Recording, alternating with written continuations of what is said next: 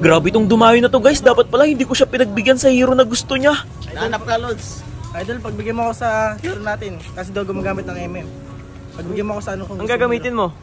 Karina. Ay, hindi ako lumalaban ng ano, MM to MM lang. Idol, galing pa akong das mo, galing pa akong school.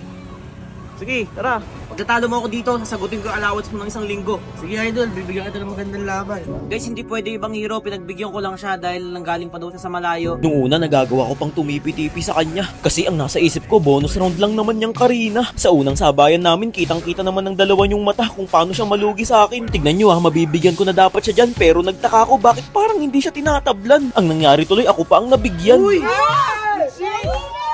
Pati yung mga nanonood napapasigaw, akala yata nila dito na ako matatalo. Napagtanto ko guys, lugi pala talaga ako dito kasi nga yung first kill ni Karina immune. Awit naman, sisi tuloy ako ngayon. Lugi! Lugi talaga, Karina ba naman ang ginamit eh. Ultimo sa mga blue bluff ko, hindi niya ako binibigyan. Kapag nagtangka akong kunin, kanya pa akong babalikan. Sakit, gagi! Sis! Sobrang naging pader ako sa nakalaban ko na to. Isipin nyo, kahit saan ako magtungo, palagi niya ako natutuntun saan mang lupalop ng mundo. Halos mawalan na ako ng gana dyan. Feeling ko kahit anong gawin ko, hindi na ako mananalo. Level 15 na siya, level 11 pa lang ako. Kaya kung pasukin niya ako sa tore, ganun na lang sa kanya kadali. Medyo nakakaramdam na ako ng pagkatalo sa part na to, pero nilaban ko pa rin hanggang dulo. Ang ginagawa niya kasing strategy, patago-tago lang sa damo, tapos lalabas kapag lumalim na ako. 0-6 na yung score ko dyan guys, kaya dapat makabawi na ako. Masyado nga namiyasa eh, pasok na lang ng pasok, kala niya araw-araw Pasko. Masyado ka ng malalim iho. Pati pagde-def ko, pinapakailaman niya. Sunod ng sunod, kala mo talaga uubra. Kung kanina siya ang unang sumusugod, ngayon ako naman. Makikita nyo kung gaano ako kalupit sa sabayan.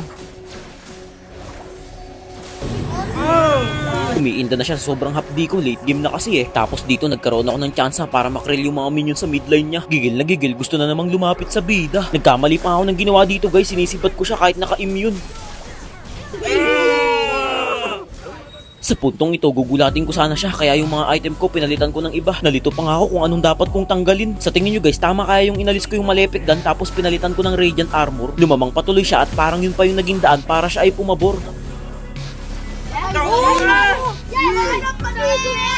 Kung maririnig nyo ang agang nagdidiwang ng mga manonood, ang akala kasi nila ito na ang una kong pagkatalo. Ang hindi nila alam, magaling ako pagdating sa ganitong komplikado. Tamang depth na lang ako dyan guys, at kung mapapansin nyo, tinitipihan nyo na lang ako dyan. Kilala nyo naman ako, ayaw na ayaw ko pa naman yung ginaganyan. Konting pagkakamali lang, makikita nyo na ang resulta ng laban. Napakalaki ng pagkakamali niya sa part na to eh. Kita nyo naman, hinayaan niyang bawas-bawasan ko siya. Inultihan ko na kaagad nang mawala yung immune niya, tsaka ako binabad. Dyan na siya nagsimulang mawalan ng pag-asa kasi kita nyo naman 24 minutes na yung nakakalipas tapos mabubuhay siya sa loob ng 60 seconds. Gaano katagal yan? May binubulong-bulong pa nga siya sa akin yan. Sabi niya, pagbigyan mo idol, huwag mo munang tapusin. Sorry na lang siya kasi hindi ako nagbibigay ng kahit anumang tsansa. Actually, nagkaroon pa rin naman ako ng katiting na konting awa sa kanya. Nag-grill lang ako saglit tapos sa mga minions ko na pinaubaya. Nagmadali na rin ako pauwi dyan guys kasi nga yung mga creeps niya sa botline ko ang bibilis. Recall talaga malala, baka yung laban mabaliktad pa eh. Malabo nang umabot siya, napakatagal niya pang makabalik.